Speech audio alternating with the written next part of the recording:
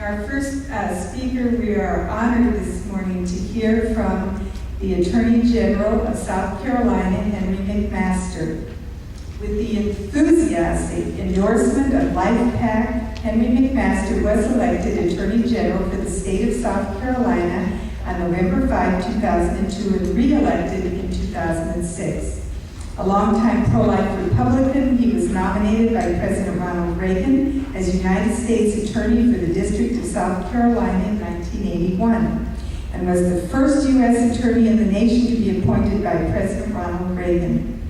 This January, at the Stand Up for Life March and Rally in Columbia, South Carolina, South Carolina Citizens for Life presented Mr. McMaster with the South Carolina Citizens for Life President's Award for his official defense of our right to have the Choose Life South Carolina car tags.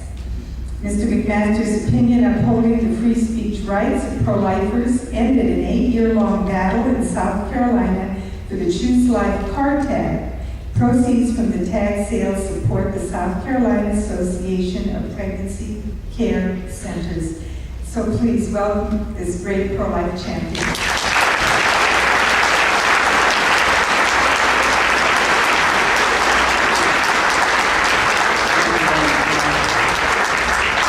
I'll be very pleased. My job is to welcome you here, and I'm delighted to be here with you and to welcome you. And I know you will have some great speakers, and I know they're going to try to communicate clearly, which reminds me of a story about a young man and woman got married, but they didn't communicate much. Didn't talk much at all, had a whirlwind romance. A few months later, got married. Moved into the little first home, and the mom-in-law moved in with them. But they didn't communicate much.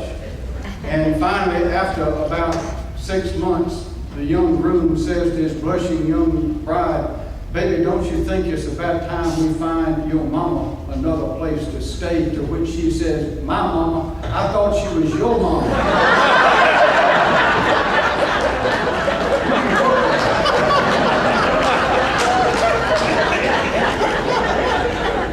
I believe if we communicate clearly what we believe and why we believe it, we can continue to make the progress that has been described here this morning.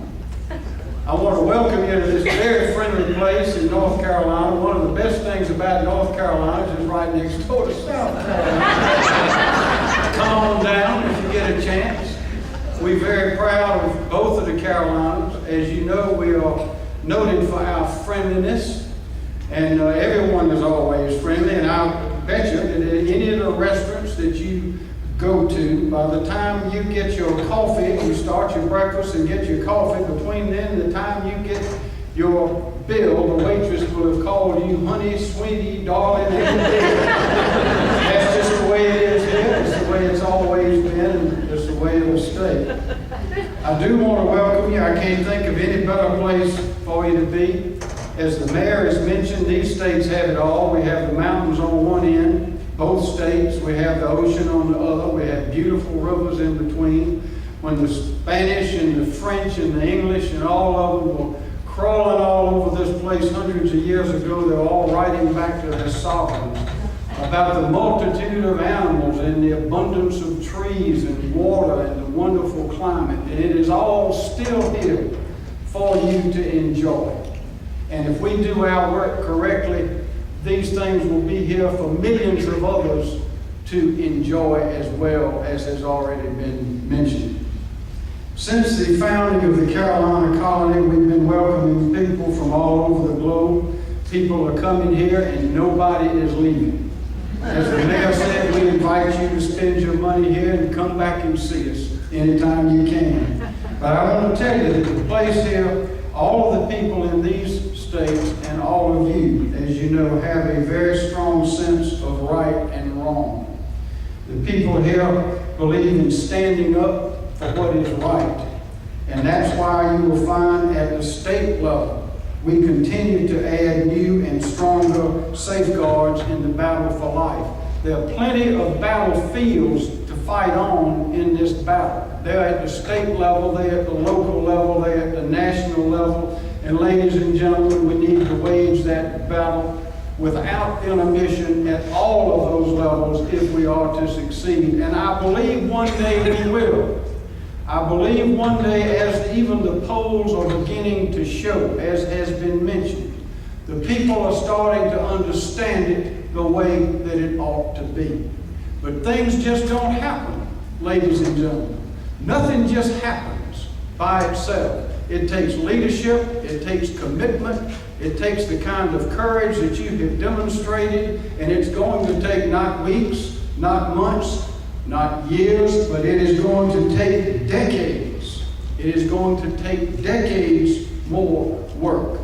There's going to have to be generation after generation passing the torch, one from the other. There are many of us here now who won't be here in a few more decades. We're all on this great stage of life. We're crossing over. We don't know if we're at the beginning or the end. Some of us might be gone tomorrow. Others might have plenty of time.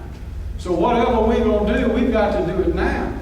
And we've got to make it count. We've got to make it count at every opportunity. So as you meet here in this place, I ask that we recommit ourselves to this cause.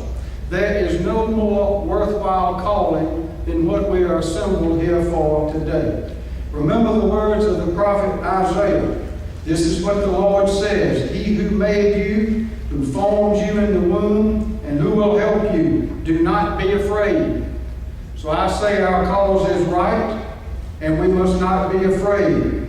My friends, we must continue to fight, and I mean it is a fight, this historic battle. There is none greater. It is a fight for the life of America. And I thank you for being warriors in this fight for the life of America and the unborn. Thank you.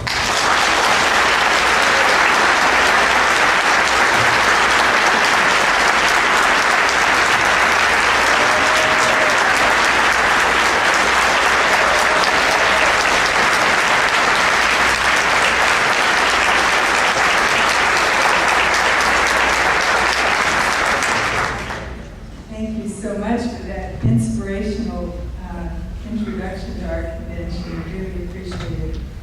And we're